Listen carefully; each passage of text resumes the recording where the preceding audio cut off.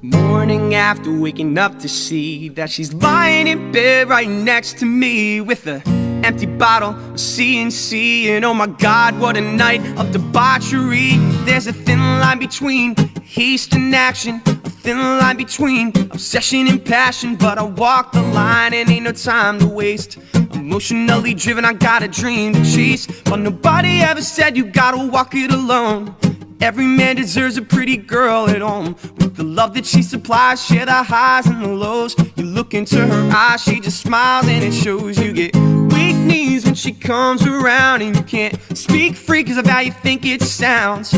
Butterflies creeping up into your chest, and the whiskey logic has you thinking you should confess. But there's a thin line between haste and action, so just sit back and enjoy the chain reaction. You can't force a moment, can't create the divine. If you wait patiently, it's something you find, because it's morning after waking up to see that she's lying in bed right next to me with an empty bottle of CNC. And oh my God, what a night of debauchery. There was a bottle of wine, a case of beer, 90 minutes flat, we made it disappear. We had a couple of laughs, she had a look in her eye, had a couple of thoughts as to the reason why. It was summertime, we were living in ease on an overcast night with an underblown breeze. There ain't never been a sight quite as pretty to me as a brown-eyed flower child drinking straight whiskey. There was liquid courage running through my veins, and we went bar to bar running through the rain.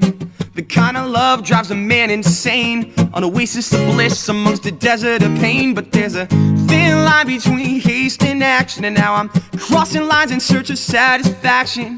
Truth of the matter, it's as simple as this: happiness can't exist till you take a little risk. Yeah, yeah.